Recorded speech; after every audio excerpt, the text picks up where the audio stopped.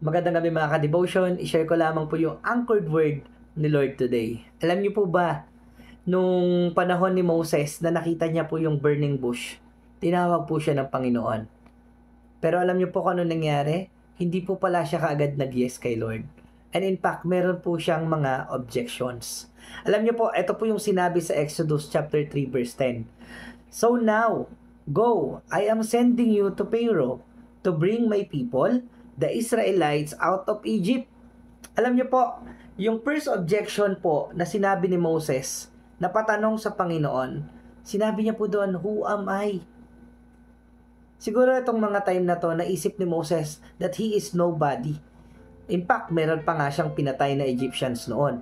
Kaya, paano maniniwala sa kanya yung Pharaoh? Diba? Pero alam niyo po yung sinabi ni Lord sa kanya, I will be with you. Grabe po yun, no? Sasamahan tayo ng Panginoon. Inutusan na tayo ng Panginoon, pero sasamahan pa rin niya tayo. Hindi niya tayo pababayaan. Pero, ganun pa man, naisip pa rin ni Moses na itanong itong pangalawa. Alam niyo po yung next question niya. Sabi niya po, what shall I say? Kasama mo na yung Panginoon. Sinabihan ka na niya na sasamahan ka niya. Pero iniisip mo pa rin ngayon kung ano yung sasabihin mo. Alam niyo po, pagkasama natin ng Panginoon, hindi na natin kailangan mag-imbento ng salita kasi si Lord mismo yung maglalagay ng salita sa bibig mo. Pero ito yung sinabi ni Lord sa kanya. Yeah. So, sa objection ni Moses kay Lord, may sagot po si Lord. Sabi niya, tell them, I am who I am. Grabe, di ba? Napaka-powerful ng word na yon. Yung word na I am, alam na po yan ng mga Israelites, alam na rin po yan ng mga Egyptians during that time.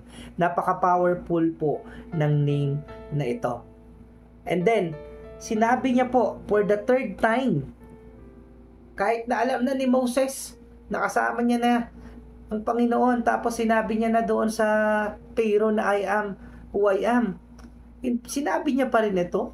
Ito, alam niyo kung ano? They won't believe me. Alam niyo pong ginawa naman ni Lord? Alam niyo po yung sinabi ni Lord? Diba? Kinausap pa rin siya ni Lord. Nag-uusap pa rin sila. Grabe yun. Pag mag-usap nga kami tayo ni Lord, di ba? Medyo parang ang hirap. Pero grabe yung guts ni Moses na kausapin yung Panginoon. I salute Moses. Pero alam niyo po yung sabi ni Lord? Sinabi po ni Lord dyan, pinakita niya po kay Moses kung ano yung mga milagro na kaya niyang gawin.